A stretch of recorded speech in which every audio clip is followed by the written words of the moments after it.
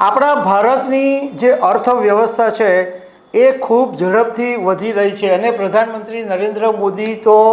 5 ટ્રિલિયનની ઇકોનોમીની ઘણા વખતથી વાતો કરી રહ્યા છે, પરંતુ એમ છતાં અમીર લોકો વિદેશ કેમ જઈ રહ્યા છે, એમની જે સંપત્તિ છે એ વિદેશમાં શું કામ લઈ જઈ રહ્યા છે, એવો સવાલ ઘણા બધાના મનમાં થઈ રહ્યો છે। નમસ્કાર। ભારતના અમીરો કે જે હાઈ નેટવર્થ ઇન્ડિવિજ્યુઅલ્સ કહેવામાં આવે છે એ લોકો દેશ છોડીને વિદેશમાં શું કામ જઈ રહ્યા છે અને દેશમાંથી પોતાની સંપત્તિ વિદેશમાં શું કામ શિફ્ટ કરી રહ્યા છે, એ બાબતે દેશની એક જાણીતી લો ફર્મ ના પાર્ટનરે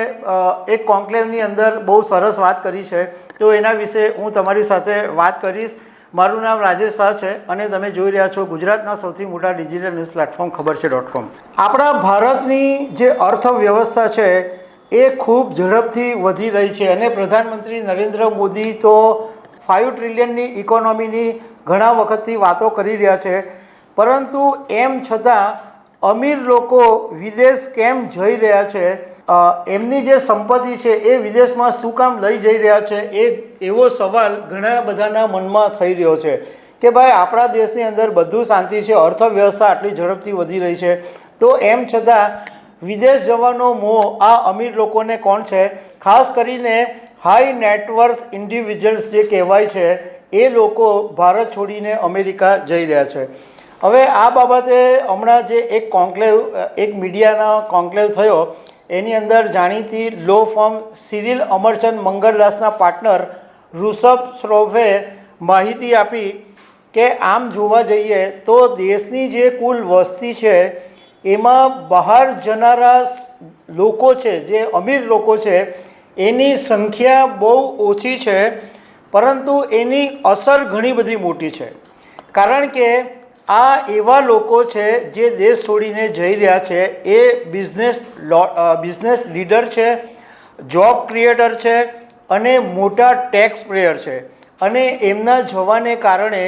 ભારતનો વેલ્થ મેનેજમેન્ટ, બિઝનેસ ઓપોર્ચ્યુનિટી અને ઇકોનોમિક પોલિસી પર ગંભીર અસર પડે છે। ઋષભ શ્રોફે કીધું કે 2023-2024માં લગભગ 7,000 અમીર લોકો જે હાઈ નેટવર્થ ઇન્ડિવિજ્યુઅલ્સ કહેવાય છે એ વિદેશ ગયા છે, અને આ લોકોની મોટાભાગની જે પસંદગી છે એ દુબઈ, સિંગાપોર અને યુકેમાં છે। આ દેશોના પાસપોર્ટ તે લોકો લઈ રહ્યા છે। હવે આ લોકો શું કામ જઈ રહ્યા છે, એટલે હાઈ નેટવર્થ ઇન્ડિવિજ્યુઅલ્સ ભારતમાંથી વિદેશમાં શું કામ જઈ રહ્યા છે, એના કારણમાં ઋષભ શ્રોફે કીધું કે સૌથી મોટું કારણ છે ગ્લોબલ ડાયવર્સિફિકેશન। ભારતના અમીર લોકો હવે ફાઇનાન્શિયલ માર્કેટની બહાર નીકળીને private date, cryptocurrency, meta, Google જેવા ટેક સ્ટોક્સ